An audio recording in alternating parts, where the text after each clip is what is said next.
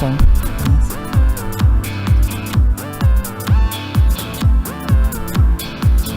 Good afternoon and welcome to Moments with Pastor E. This is Pastor Idris Webb coming to you from the beautiful, beautiful state of Massachusetts.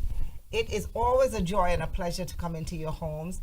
If you're watching us by TV or you're on Facebook, I ask that you share and like so that others know that Pastor E is in the house. So welcome again, and you know, as usual, I have to say a prayer before I start my broadcast. Father, we thank you for this day that you have made. We will rejoice and be glad in it. Thank you for the conversation that will happen today. We thank you that you are a silent listener, and we thank you that something that's said here would be a blessing to someone. In Jesus' name, amen and amen. Again, welcome. Welcome to the broadcast. And I have a guest with me this afternoon.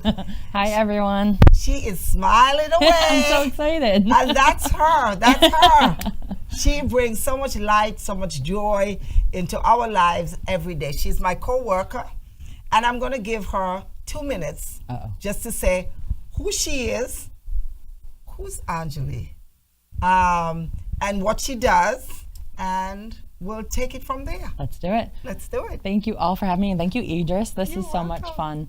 fun. My name's Anjali, as Miss Webb said. We work together at St. Joseph's in Dorchester. I'm an occupational therapist by trade, and now the director of rehab for the past year. So I oversee physical therapy, occupational therapy, speech therapy, and help with all of the therapy services within our skilled nursing facility. I got into occupational therapy in a bunch of different ways, actually. My dad's a doctor, so I grew up when we were younger. My dad was going through med school and then was just starting out his residency, and at times they couldn't afford a babysitter, so my dad would bring me to the nursing homes and just drop me off there and go run and see his patients. And some of the nurses that I actually work with now, like Winsome, used to babysit me. Really? Isn't that cool? So they used to babysit me when I was young. I remember being 6 years old. My dad brought me one day after a soccer game. I went to a nursing home with him, and there was this tall man with dementia, and my dad just kind of put my hand in his hand and said, now go for a walk, because this man went up and down and up and down and up and down the hallways. So I went with this man, and I kind of knew when I was that age that this is the population I wanted to work with. Wow. These are our elderly patients in America we don't do a great job taking care of, and that has made strides over the years, especially in skilled nursing facilities. So I went on to go to school and graduate school and became an occupational therapist. Excellent, excellent. And she is a wonderful, wonderful co-worker. She keeps us laughing. She loves to laugh. I try.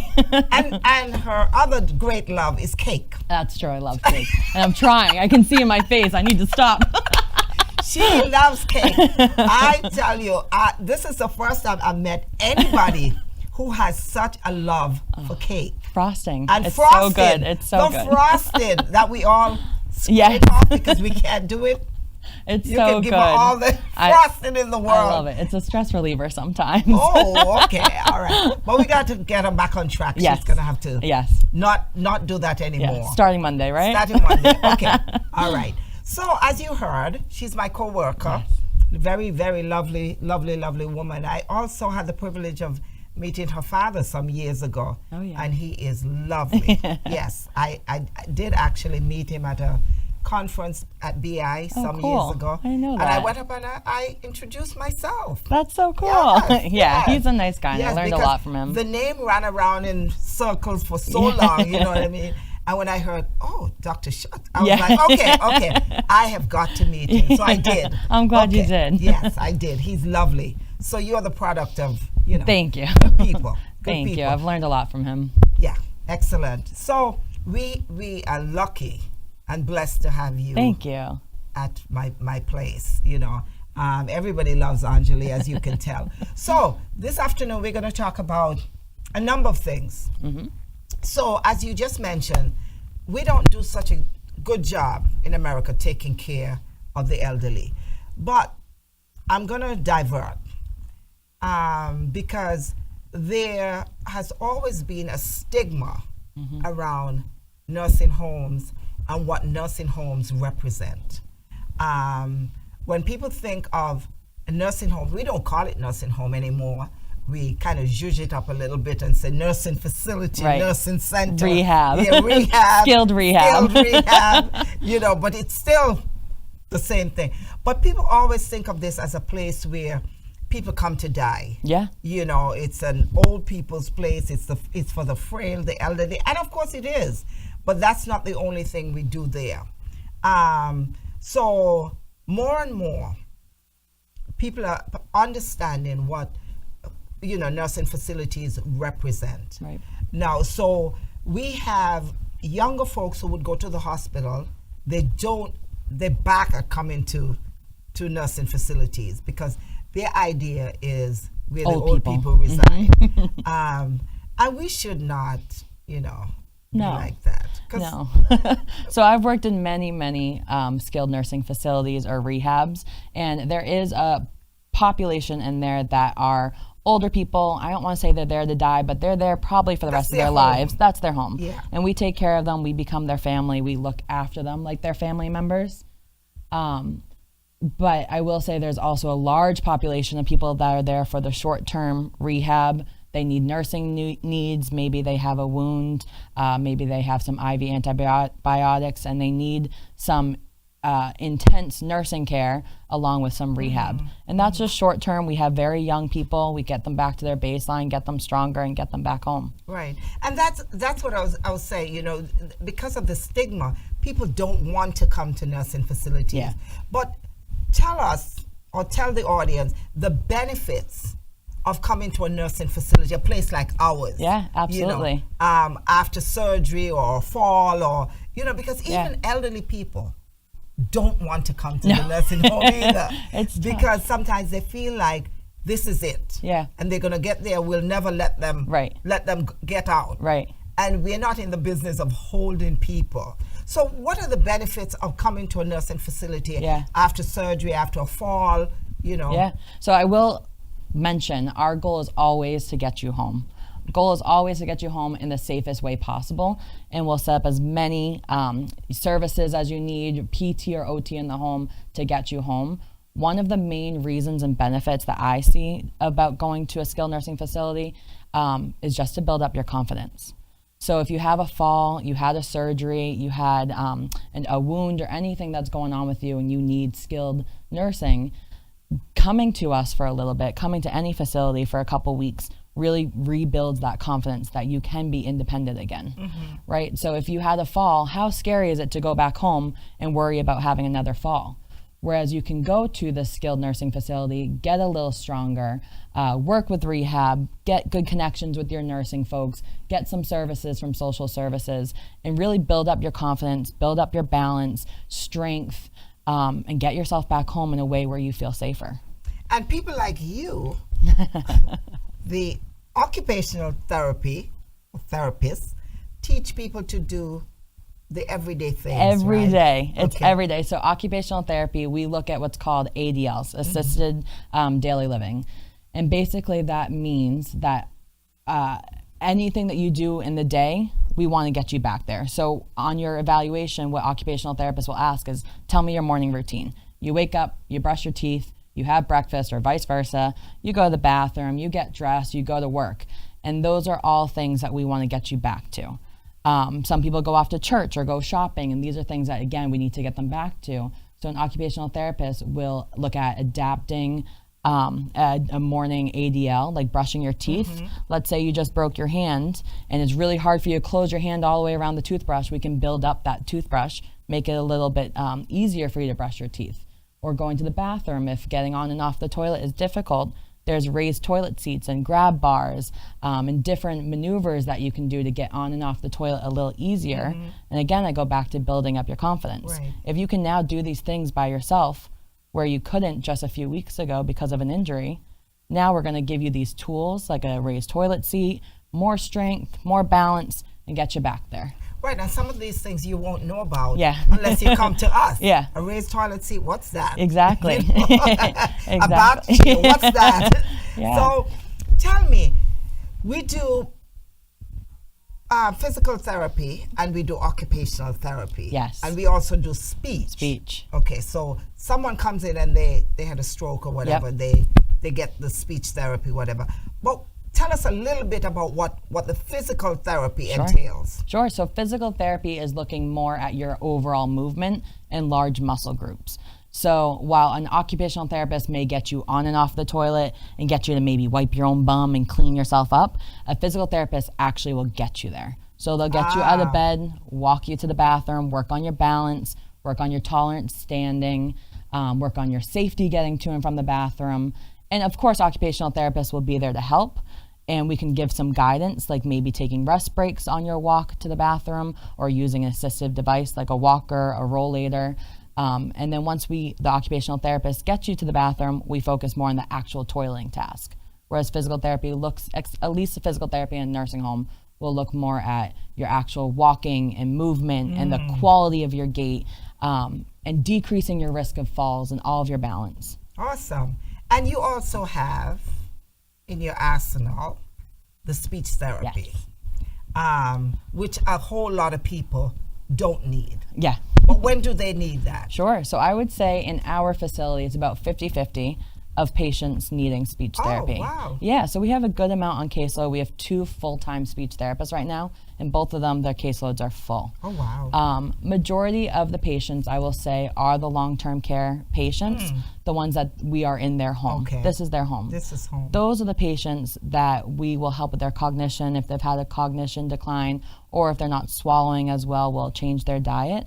But we do have a good amount of short-term residents, so the patients that came because they just fell, or your example of just having a stroke. Speech therapists will work with them on their language, receptive and expressive, so being able to speak what they want and understand what's being said to them. Their cognition, swallow, we have some patients that were eating wings on one day, and the next day they unfortunately had a stroke, and now they're on a puree diet. No one wants puree unless it's mashed potatoes. I'll do it if it's mashed potatoes. Can somebody just have mashed potato alone? I would survive. But speech therapists will work to get them back on their regular diet. And again, I'm going to go back to building your confidence. If you're eating what you want, you can go to that birthday party when you go out and not have to worry about asking for a puree diet. Right? You can eat whatever they want. Everybody can be grinding up that food. That builds up your confidence, and that's the point of going to a nursing facility, getting stronger, building your balance, eating what you want, speaking what you want to say, and getting yourself back home. Awesome. So this lady here, she runs a tight ship at our establishment, and at our place, we're blessed to have therapy 7 days a week. We do, yep. Most places, it's 5 days a week. Correct. So if the patient's schedule falls on Saturday and Sunday, there's always somebody in your gym, as you call it. And we really treasure you guys because we have seen, tremendous recovery.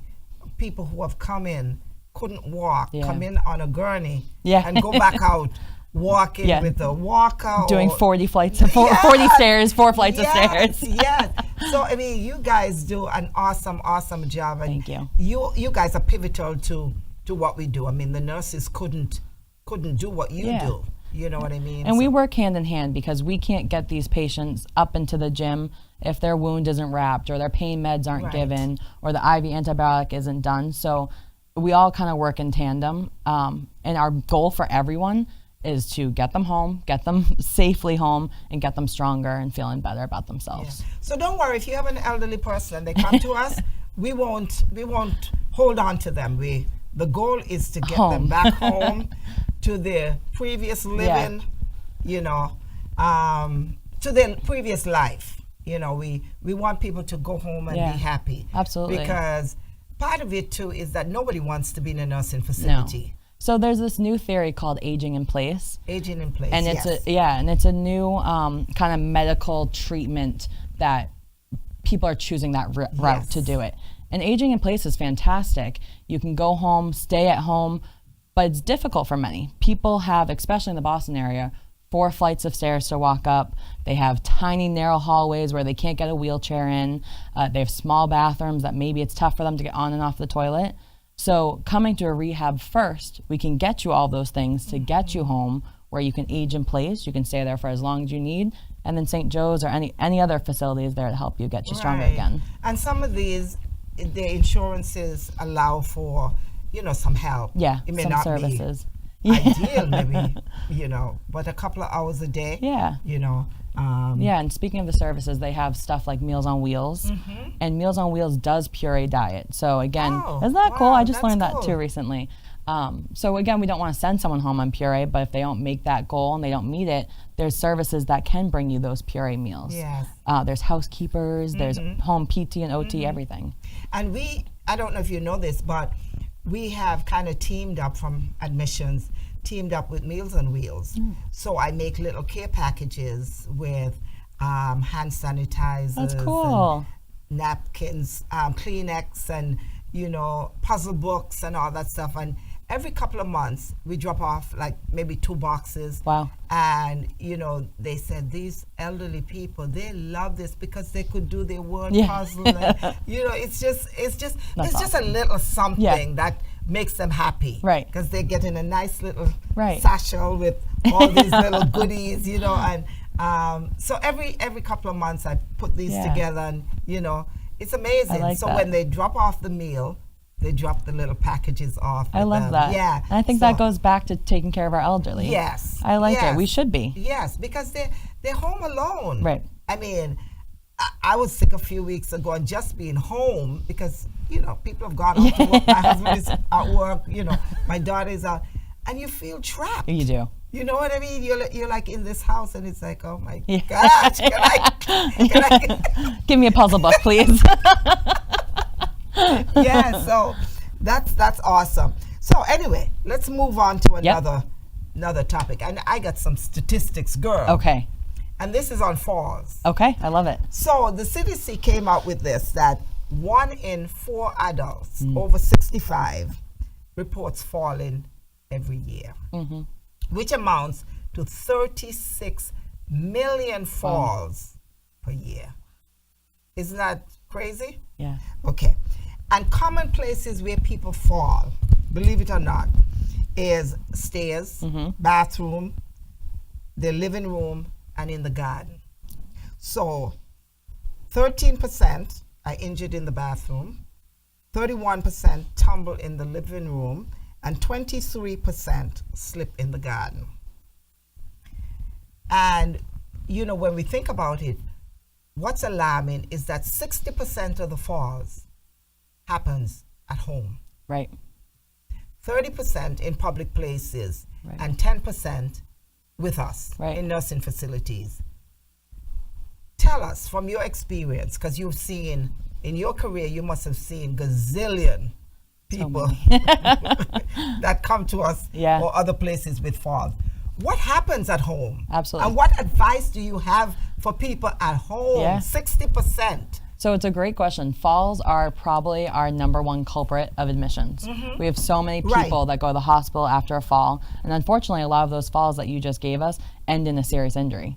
Hip fracture, broken wrist, anything, it can end in a serious injury. Or your confidence again is just shot. You just had a terrible fall.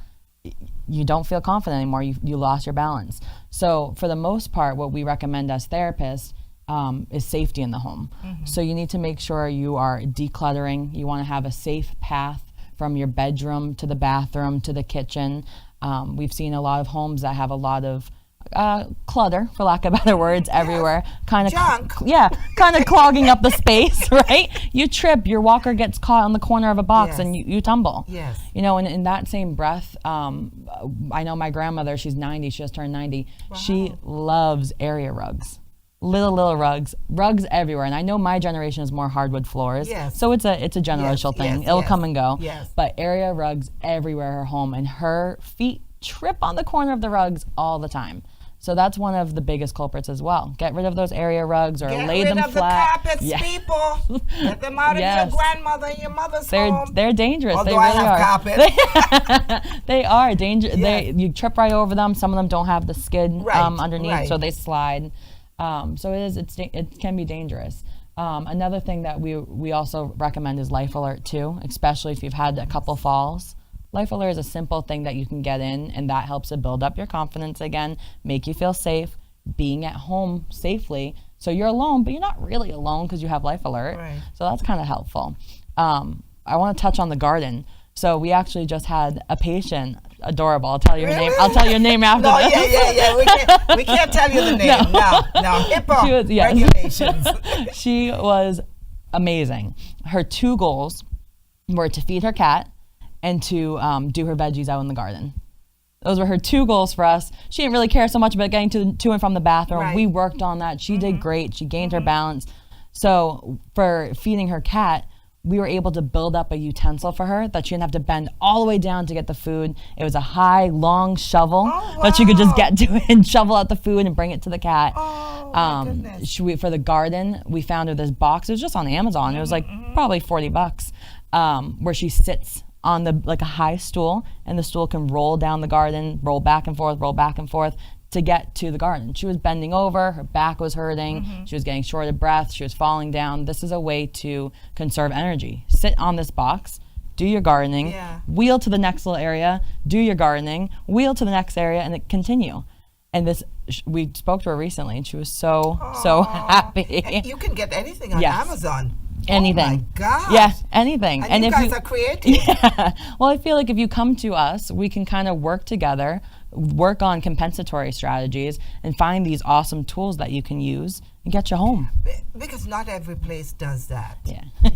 But I told you we got an awesome team here. I mean, they put heads together and they do the magic. We're lucky. And get these people home. We're a good fun team too. Yeah, I know. We make exercise fun. There's always laughter. There's always food. There's always all kinds of things going on in the gym. And that boosts the confidence of the patients. Yeah. I mean, a happy place. I mean, makes them happy. Absolutely. Because they're in pain. Yeah. They're not doing well. Yeah. And to hear somebody not just watching somebody grilling them, do this, do that, or the other, but and I see how you guys work with these people like they're your grandparents, family. Like that's our goal. But I'm not coming there. Thank you very much. Bye. You don't want to come live with me? No. The other thing too, thank God we don't have the telephones with those long cords anymore. I know. Yeah. So because telephone cords. That was one of the things that people would trip over all the time at home. Yeah. Thank God for mobile phones.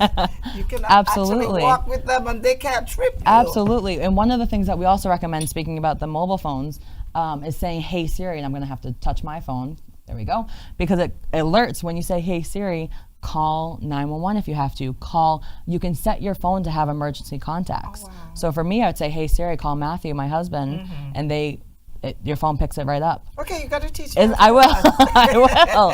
And it's a good thing to have. That's a good thing. God forbid you're on the floor and your phone's over there. You can scream at your phone. And I would say 75% of the chance, if not more, it will pick up on you and it will call for help. Oh, wow. Yeah. So you let these patients know that too as well? Oh, yeah. We've taught them that. We've taught them how to use Amazon Alexas. Oh. Those can connect to phones as well. So if you are on the floor or you need a little help, you can scream to Alexa. And Alexa can help you to get some more help. And this lifeline is awesome too. But you have to pay for that, right? Yeah, exactly. Yeah, but good old Siri and Alexa. Oh.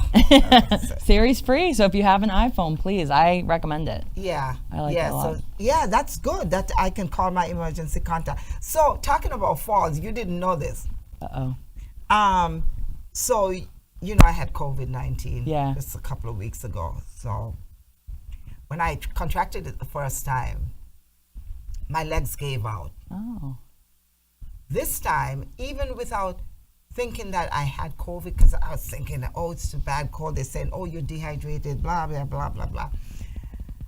So I got up Tuesday morning and I couldn't walk. My legs were like, Weak, felt heavy. not heavy, they were just giving out. Oh. I just couldn't do it. Yeah. And so in my mind, I'm like thinking, oh my goodness, am I getting to a wheelchair now? I can't. No. So on Wednesday now, my husband had to get me up the stairs to go to the bathroom. I couldn't balance myself. Yeah. So Wednesday morning I got up because I stayed in the couch because I wasn't feeling good, and you know, I was coughing and I didn't want to disturb him, so I stayed in the couch. So on Wednesday morning I got up and I felt like, okay, I could do this. So I walked across the hall, started going up the flight of stairs. What happened? No, did you fall? Yes. No. My legs buckled and I fell back. Wow, what a commotion in the house that morning. Because my husband was like, he was upset. He's like, why didn't you call me? I said, well, I thought I could go. It's scary though. But it's so scary because I punched a hole in the wall. Oh. I don't know what hit the wall, but thank God I didn't hit my head. Yeah, you felt I could okay. have broken my back. Absolutely. I could have broken my hip. Yeah. And then, you know, I would have to come to. Hang out with me.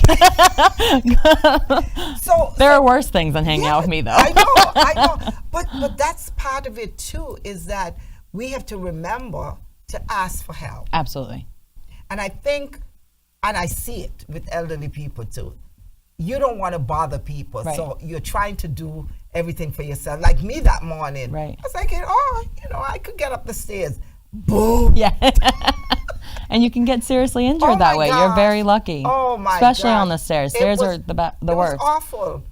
Because when I look at it, every time I walk by the spot, I say, thank you, God. Ugh. Because I could have broken my neck, I could have hit my, because it's a very narrow passageway. An easy concussion for you if you just banged your head. Oh my gosh. That's I'm scary. just like, so I was telling a friend of mine, she said, your work here is not done. God wasn't ready for you. I should have actually banged my head. I don't know, to this day, I don't know what hit the wall. I think it was my elbow. Yeah. But see, Yeah, you're that's lucky. how falls happen. But I'm Yeah. older too, so. We've seen a lot of patients post-COVID that are falling. Their body is weaker now. Like, Yes.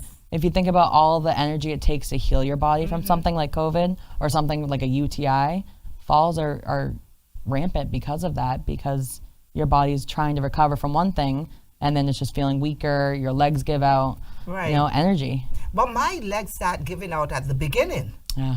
That's, you know, and I'm just like, what is But keep in mind, your body already was fighting the infections probably 2-3 days before you even knew you had the infection, right. before you even started to feel sick. Right. So That's- it's a lot to regain all that strength. oh my goodness. Maybe I should have come And you to are getting older. Gee, thanks for reminding me. I'm at the retirement age. I'm just hanging out with you guys for just a few more months. Anytime. And then I'm gone. I'm gone. So what would you say to somebody who's listening today, who has an elderly person at home? How important it is to be checking in, because some of these folks live alone. Right. They have, you know, they choose to. Right. Because some elderly people do not want to give up their independence. So what would you say to families out there? How do you manage these people living at home, and what do you do? How do you need to deal with them? Yeah. Just to keep them safe. No, it's an excellent question. And I think that's important. If they want to live at home, if these elderly people, they could be 100 years old, want to live at home, let's keep them at home as long as they're safe. Yes, yes. So you have to do a checklist of how can we keep them safe. Are there family members that can go Monday, Wednesday, and Friday? Someone else goes Tuesday and Thursday, even just 2 hours. Yes. You know, we've had a couple cases where patients are on the floor for 2 or 3 days and serious injury occurs because of that. And most of those patients don't have family. So I think we're speaking to lucky people that do have lovely family members that can check on them. So, you know, safety is a key thing. If they're living at home, safety, who can come and check on them, how can you get them more services? Can you help them to get a housekeeper? Can you get home physical therapy or occupational therapy? And it's also an important thing to look at the assisted devices that they have. Are they using a walker? Are they using it appropriately? Do they have a raised toilet seat? Do they have grab bars? Could they benefit from a seat in the bathroom, like with a shower chair or a tub bench? Anything to help reduce the risk of falls, increase your confidence again, and make sure that you live at home for as long as you want, as independently as you can. And it needs encouragement to these elderly people too, because I can tell you a story of my mom. You know, when she was getting older, you could see that she's not as steady on her feet anymore, but resisted us getting her a cane. Right. She did not want, I think I'm going to be the same way for you, doctor. She resisted, and she fought us. She's like, I don't want a cane. I said, but it would help you. Yeah. It would help with your balance. Absolutely. Because you could tell, you've lived with your mom, so you know that she's getting older. She's not the same person. It's sad to watch. It's sad to watch your loved ones get older. Yeah. Yes. So we're trying to help you here. We're not trying to make you look old. Right. We're trying to help you. Oh, so we had to buy her a cane, a fancy cane. Oh, perfect. Oh, my Bedazzle it a little bit. Yeah, I love it. Why not? The bedazzle It's one. perfect. Because she did not, and she told us, I don't want those wooden canes. Yeah. And so we had to get her Walgreens, and I think we got one from Walgreens. They sell the fancy one, and she was fine. Yeah. She actually decided, okay, I'll use this one. Yeah. So for some people, you've got to, you know, work with them. Yeah. My grandmother has a bright pink walker, and she loves it. She hated anything before. Hated canes, walkers. Beautiful bright pink walker with a basket. Yes. She puts anything she needs in it, and it works. Yes. But I think we need to change the narrative that having a cane or a walker means you're old. It doesn't. It just means you need a little bit extra help. That's why they're resistant to using it, because they think, okay, I'm old. I would think the same way. I'm old. It's just a little extra help. Yeah. Your body has gone through, I mean, if you think about it, someone who's 12 that breaks their legs, you're going to give them, or breaks a leg, you're going to give them crutches. Yes. Or a cane if they need anything. Absolutely. And we don't look at that 12-year-old like you're old. Right. They just need a little extra help right now. Right. So that's the way we have to think of a 60, 70, 80-year-old using a cane or a walker. Their body's been through a lot. They just need a little extra help right now. It's just a stigma. It is. It makes my job tougher, though. But thank God we got you. So when they come to us, you educate we work our them magic. and you work your magic, and they're happy. They're going home happy. So what do you say to somebody who their family are just way too busy? Because I once worked with a lady who was she was in her 80s, and I said to her, and she was coming to work earlier than I did in the mornings. I mean, she was always there, not feeling well on some days, but she was pushing herself. And one day I said to her, why do you come to work? Because she was like almost 85. Wow. I said, Barbara, why are you working? And she said, well, you don't get it. She said, when you become my age, all of your friends are dead. And I come here because I can see you guys every day. And if something happens to me, because she was living alone, if something happens to me, you guys are here. Yeah. I can't tell you how many times I walked her down to the emergency room at Beth Israel. Wow. Yeah. And then when they're done with her, they would call me to come get her. That's sweet, and though. she comes back to work. She has a caring friend. That's good. She would always call me, like, please, Idris, I need to go down to the emergency room.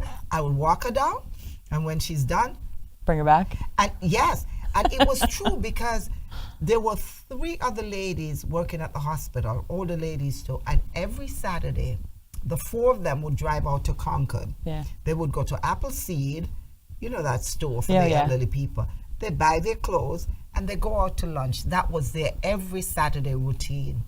And I watched all 3 women, they died. And so she was left alone. Right. And so she was too afraid to be at home because she's like, if anything happens to me, there's nobody there. Right. So what do you say to somebody who has an elderly person at home, still living their lives, but you're too busy. Everybody's too busy. Everyone's busy. Right. So you don't have. How do you get through to these folks that it's time? It's either assisted living Right. or, nursing facility, which they don't want to hear about Right. anyway. But easing them into assisted living, or how do you approach that? So I do think easing them into it, a great way is to first come to our facility for a few weeks and get stronger, build up your balance, and then go back home, honestly. Yeah. I highly recommend going back home. Yeah. And if you fail, we are always there for you. Yeah. Come back. Mm-hmm. And I kind of like easing them to a nursing home that way, because you're there for 2-3 weeks. You meet the nurses, you meet the rehab team, you kind of get the flow of Yeah. what's happening. Yeah. And then you go home and you realize this isn't for me. I can't do it. My family can't help me. I just had another fall on top of the other fall I had last month. Time to go into assisted living, nursing facility. Yeah. And then you kind of come to terms with it Yeah. slowly. Yeah. It's not a decision that's easy. No. You're giving up your home. You know, Right. moving from one home to another is difficult enough. But now you're moving into a home that's smaller with all new people, and know. it's tough. And you most times you have a roommate, Yeah. and you have a little space for all your stuff. Oh yeah, and you can hear the call bells going off. It's definitely a different environment, but the key is it a safer environment?